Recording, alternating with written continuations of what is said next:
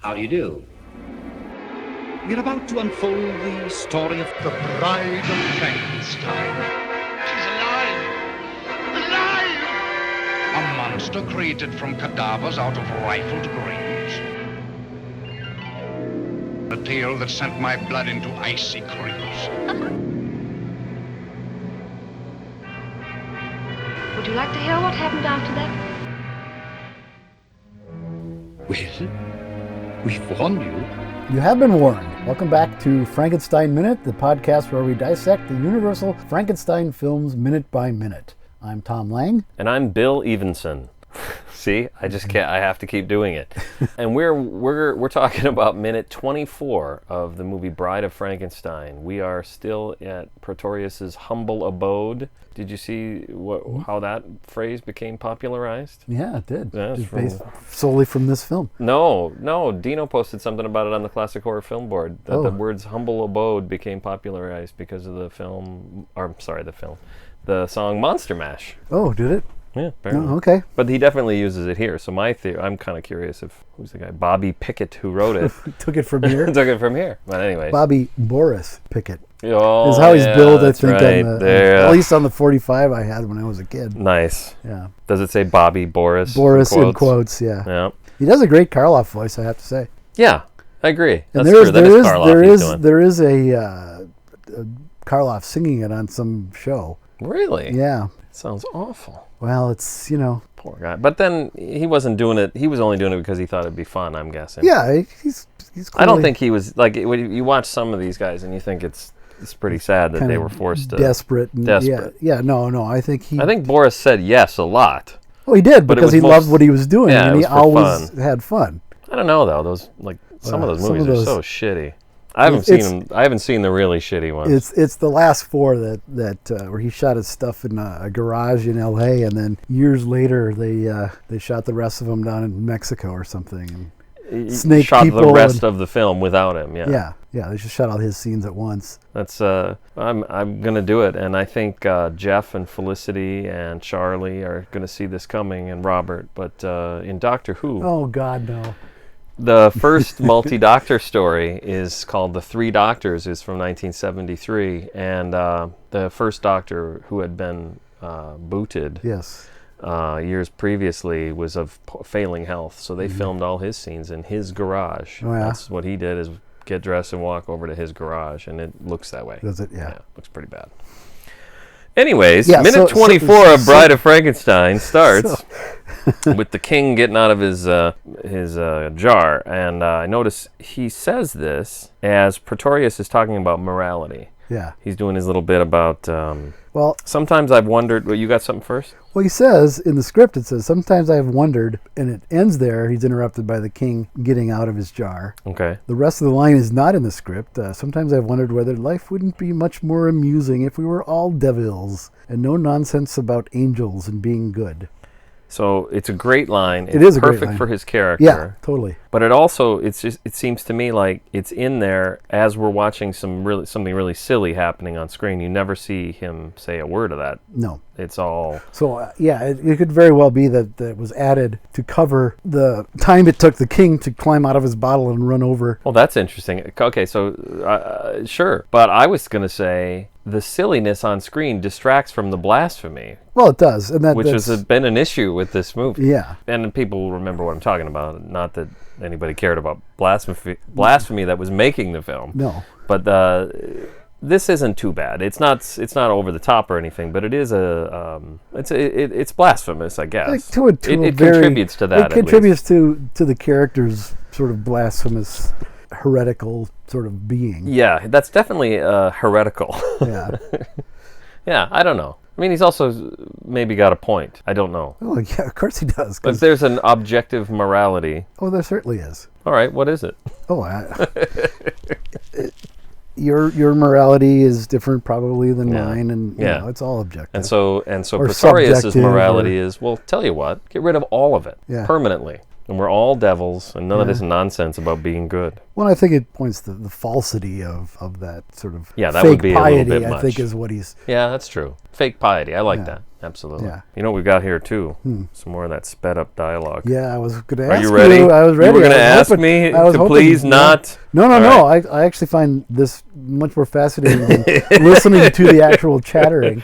That's true. Okay, so as the king gets up and runs across to the queen's jar. So there are some sounds in here that isn't sped up dialogue. It's just people going, blah, blah, blah, blah, blah. You know, maybe it's sped up a little bit, but I didn't bother to get those. So there's some remnants of it in here, and you'll hear it, and it's clearly not somebody doing anything. But this is at 23 minutes 15 if you're playing at home. So as the king gets up and runs across to the queen's jar. So what I think he's saying is, now he calls him up, and then something inaudible, and then he says, suddenly the king walks across the table. Okay, that's what I think he says. All right, ready? Yep.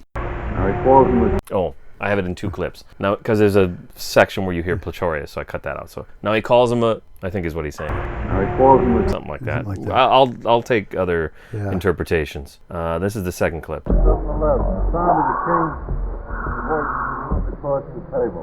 Oh, yeah. Yeah. Okay. So it's again Fulton, or what was the other guy? Horsley, David S. Horsley. Yeah, they're making audio notes as they're filming this stuff. Yeah, I I think they're directing. It's so bizarre. Either directing or just identifying what's going on. And then they're played at the not necessarily the right time. Like, for example, 4 seconds later, as the archbishop is blowing his whistle, and you'll hear the whistle. He says he taps on the bottle. He blows her kisses, which is what's happening, or it's close to what's happening, I guess. In this case. Top of the bottle, he blows the kisses. Well, there you go. There was one of them. You got people making stupid sounds. Let's see. The next one is 2 seconds later as Pretorius grabs him and lifts him up with the tweezers. And this is pretty good because he says, all right, he gets picked up by the ears and taken up. Okay, so that's right here. All right, he gets picked up by the ears and taken. Yep. All right, so that's that one. Whew, we're almost there. Oh. 23 minutes and 33 seconds as Pretorius covers the jar with his teacup. The voice says, 29, 7-11, sound of the king's voice across the table. This is what I think he's saying. What did I say, 23, 33? Yeah. 29, 7-11, sound of the king's voice across the table. Yep. It's kind of cut in between. You go, The very devil is... the very devil. And then 23:57, as Pretorius turns around and says, you did achieve size. So we're at the end of the minute now, but I'm just going to do these all in order. Yeah, do them all. He says, the king stands up and salutes. Okay. So weird. How weird. There's no way to understand, There you go. I can't remember what order these go in, but I think that one happens again. No, that one already happened. We already did that one, right? Mm-hmm. Okay, because they repeat at weird moments. So it's like, here's what I don't get about any of this. Where this comes from and why they would need to do it. It's almost like someone heard it, like Whale heard it by mistake or something. They said, oh, sorry, I had that at the wrong speed. And he went, that's great. I want that. Like, because you would think you just record something else. Somebody going, and they'd have a lot of that. There is some of that. Yeah. But also, if you're going to do that, if you're going to have actual speech, say something. Say the lines that... Say, I love you, and I want to get in your bottle, or I don't know what. Something.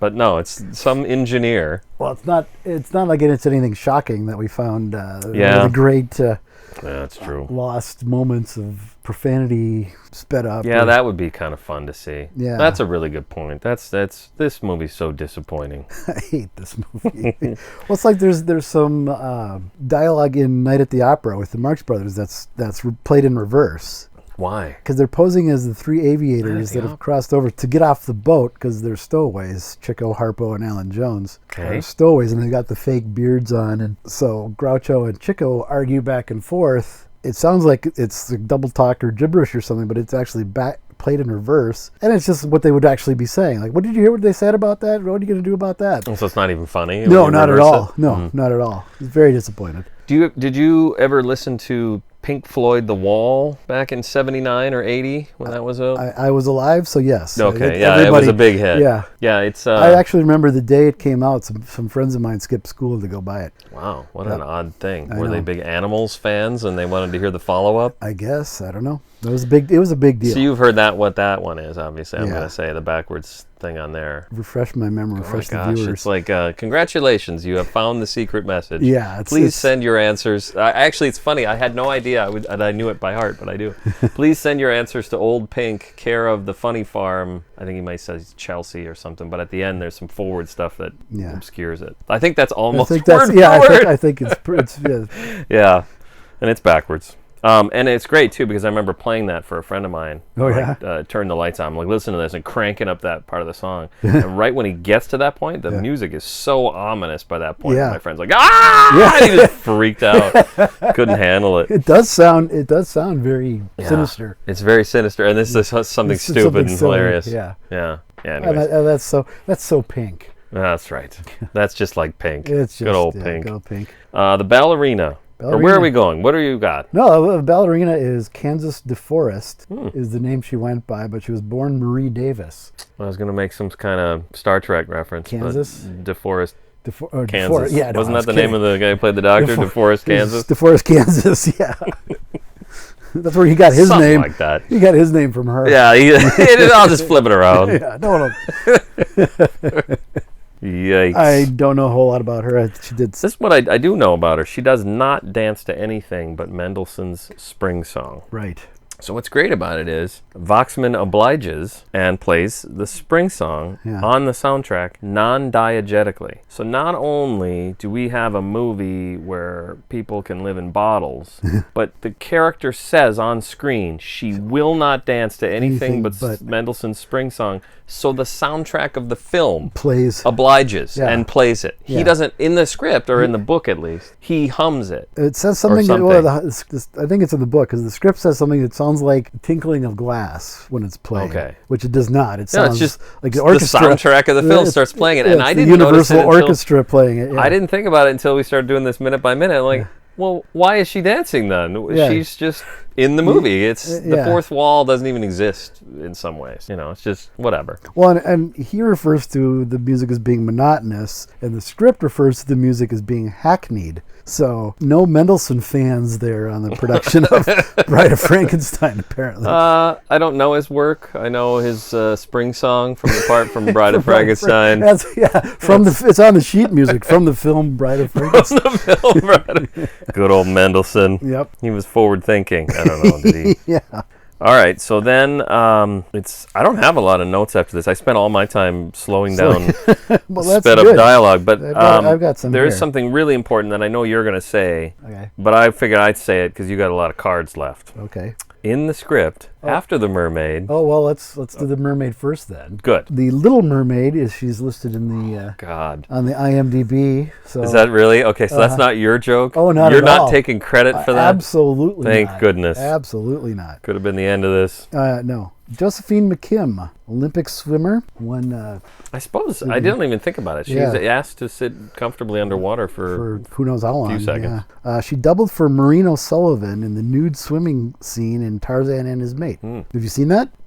Okay, yes, I probably have. I haven't, I wouldn't, I just remember watching Tarzan movies. Yeah, see, I remember a naked lady, so was that it? Yeah, it's brief. He's naked a fair amount. Yes, he is. So that's that film in particular, because it was the is that one I'm thinking of? Yeah, where the what she's wearing is extremely skimpy to begin with. It really sounds familiar that it had the word, the title is "And His Mate." Yeah. Like that one was a particularly good one for us as kids to watch on TV and on a Sunday afternoon. Because there was nudity. Yeah, none better than that. Right? It really isn't much better than nudity. No, Why are we doing this? Really? We're talking about some of the later Hammer and things. once again, if you could close your robe. No. Some of the that's true. You're limiting my freedoms by making me close my... I forgot you're American. Freedom this, freedom that. Yeah, we got no nudity to speak of in this entire series. No, because certainly the only one that could have had any would have been in 1931. Yeah, and there's really no place for it. Yeah, Elizabeth taking a bath or something. I can't imagine where else you'd have it. Well, why is that movie so? It's got a pseudo rape scene in it. It could have been. They could have done something there. Yeah, it could have. Yeah, but I don't know why. It's not that kind of movie. I don't know why you would, because it would have taken. I know why I would. Actually, we're going to talk about, I will say, we will be talking about a number of times some of the shit that went on the set of this movie. Yeah. Yeah. Some kind of surprising Yes. admissions from the people who From the behaved people that who way. actually were, yeah. So this could be that one, I guess. I guess so. All right. He refers to the mermaid as rather conventional, and I think it's anything but. Yeah, exactly. So that one's boring to him because it's not the devil. Yeah, it was an experiment with seaweed. That's cute. It is. Kind of weird to think It's- that it's- one stayed. And the next one was. The next one was cut. Well, go But ahead. I guess you have. No, I just don't know. I guess a mermaid to me is kind of boring. So I guess maybe he's right. Maybe. I've never really gotten the whole mermaid thing. I get why it happened originally. Yeah. Here's what I think a mermaid is. Maybe you disagree. I don't know. I think it's a made-up thing because sailors sailing in the sea would see dolphins and porpoises and stuff like that and say, "Oh Sea man, you see lions that woman? She was a woman, but no, it had a fin on the back Yeah. of it. It's just really easy to make it up, and that's what Oh happened." yeah. Okay. The same like sirens and that sort of thing. Yeah, that kind of thing too. Yeah. Yeah. I guess you get a bunch of men on a boat and just let them be with a bunch of men on a boat for long enough. This could go The in- straight ones. Yeah, I was gonna The say heterosexual the ones that ones. remain. The ones that remain heterosexual, Yeah. get lonely and right. Yep. Any kind of excuse really I to guess, explain yeah, right. their behavior. Okay, so after the mermaid, Pretoria says, "I think this baby will grow into something worth watching." And then I guess he must say that as he's pulling the thing up. Yeah. In the jar is a baby, already twice as big as the queen, and looking as if it might develop into a Boris Karloff. It is pulling a flower to pieces. Okay, so I'm sorry, I read the script. This isn't what they filmed. Right. obviously, No. 'cause Well, they filmed it. but they didn't film a baby twice as big as the Oh, she queen wasn't twice as and big as looking the as queen. if it might develop into a Boris Karloff. I don't think any of that is true. Well, I don't know. It's Billy Barty, so it could have been. You think he looks like Boris Karloff? He doesn't look like a baby. So what I think, this is one of these great things,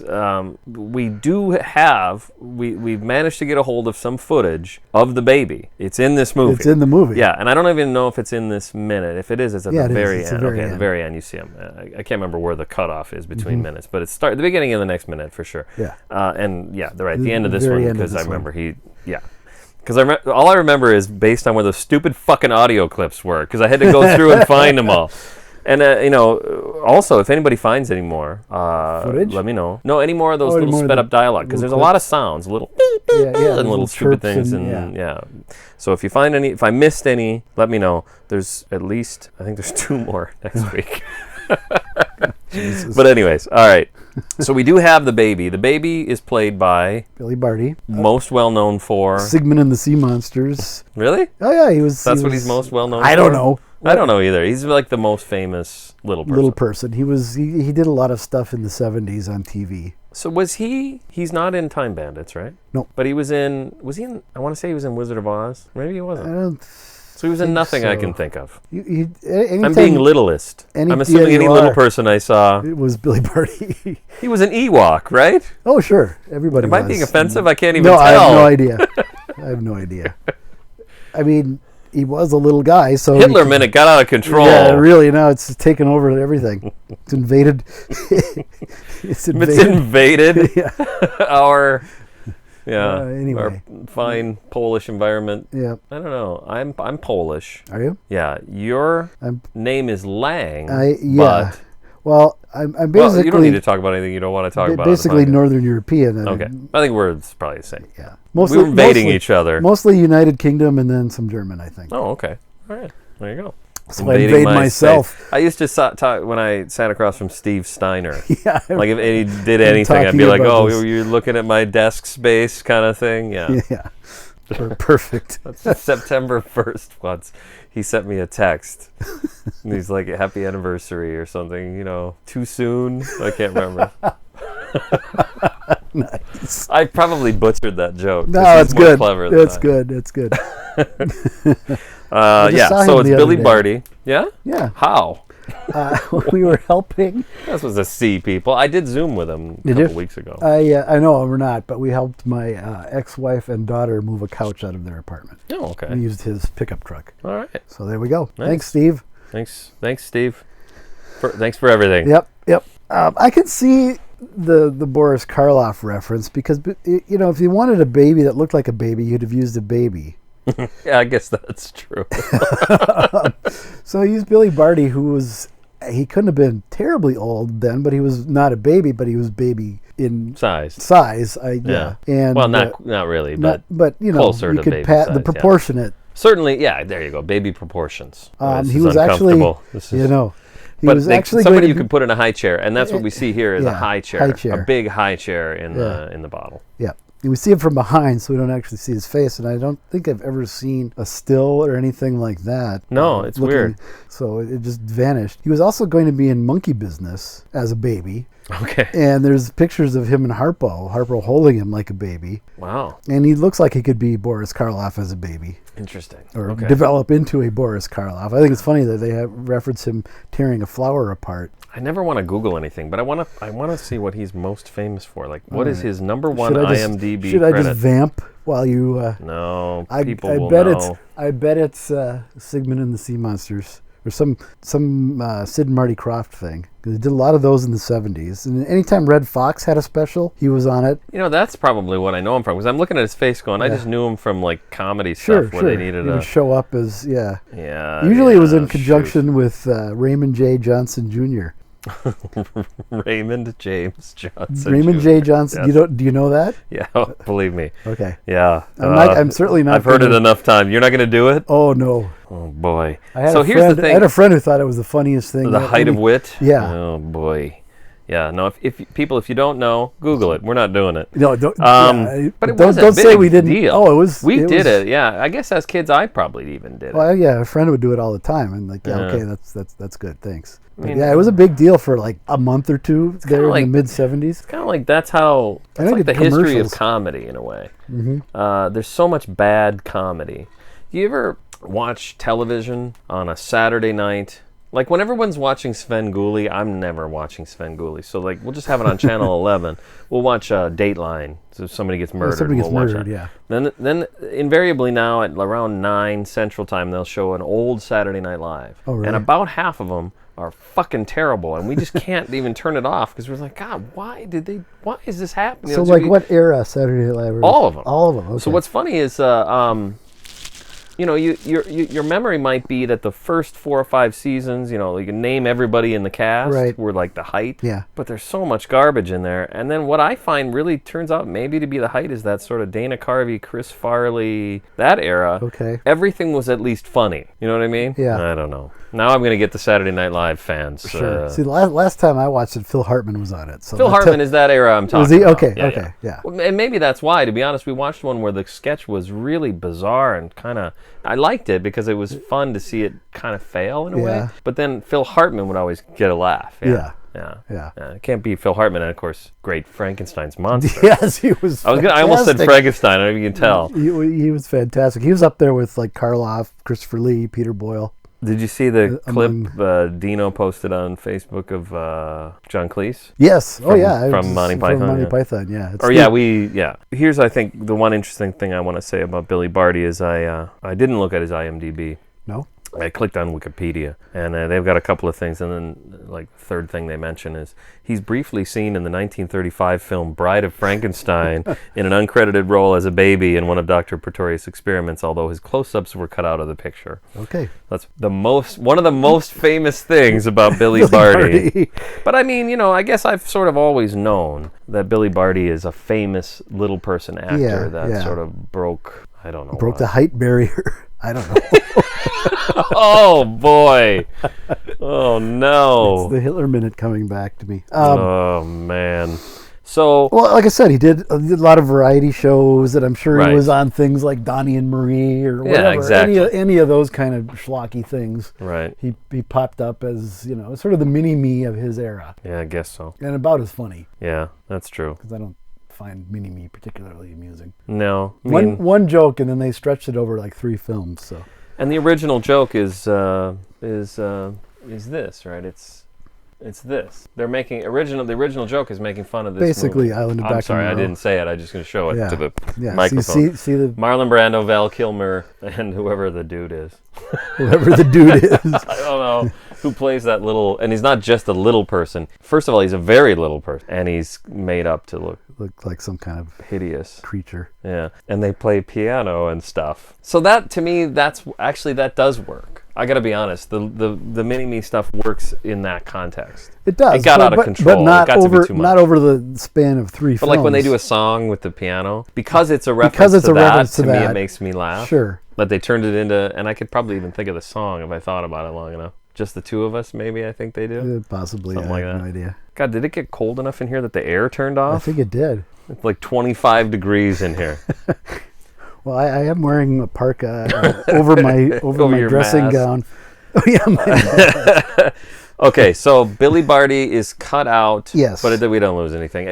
You could obviously cut any one of these. Oh, any one of them could have been any cut one out. of them, yeah. I guess. But and what I we've got assume it was great. cut for time, but it's so brief. He has one line about it. Yeah, that's true. We don't see him. It's so brief. Something must not have worked about it. Yeah, right. Is what I'm thinking. Is the performance wasn't right, or just visually didn't. Whatever What's reason. the one line? Did I say it? I think this baby will grow into something worth watching. Okay, so maybe that's why. Because my theory or my thought on that is the baby's really got to look like Boris Karloff, or what's the point for that line? For that line. That to me is what that line means. Yeah. Otherwise, what's the point of it? Yeah. All babies grow up.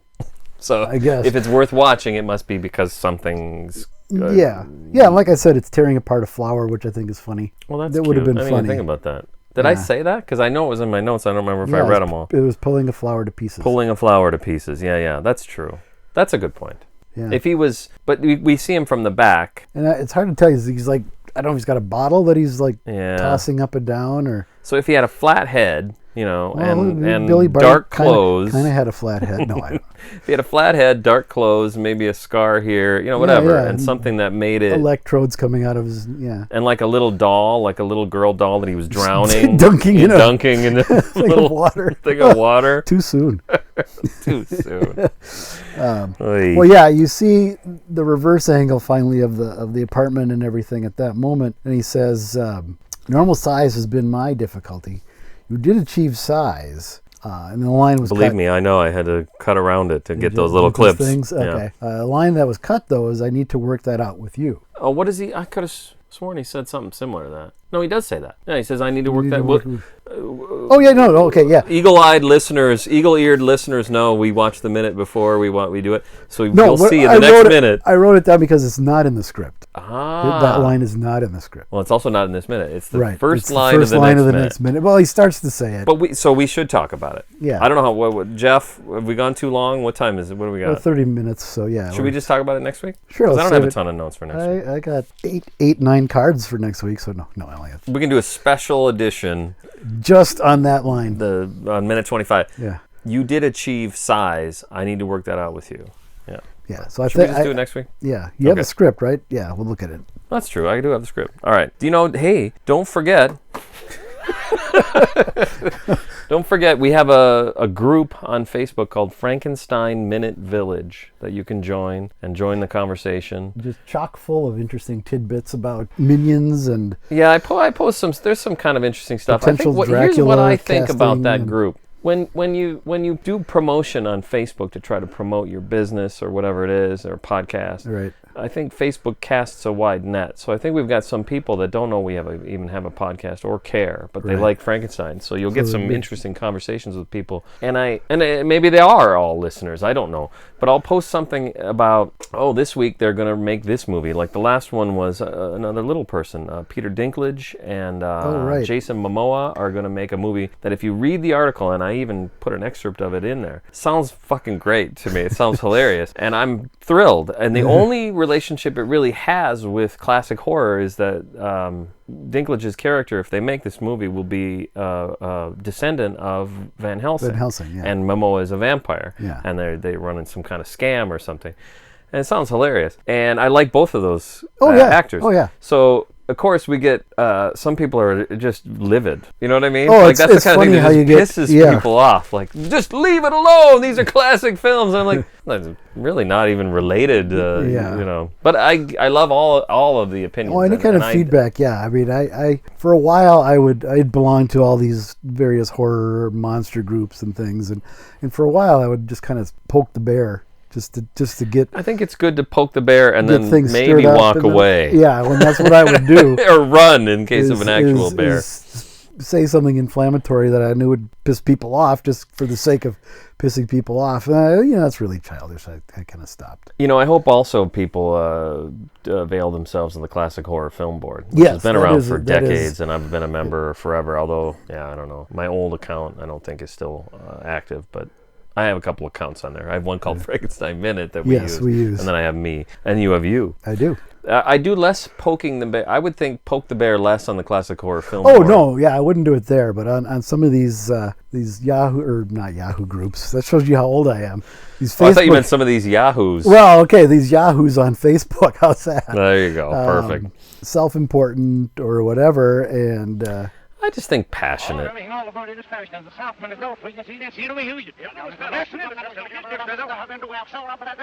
All right. That's great. Listen to Frankenstein Minute or something. Did you hear what he said? He said you're frauds and imposters and that you absolutely don't belong here at all. He said that about us, I would never have... Well, that's ridiculous. That's an insult.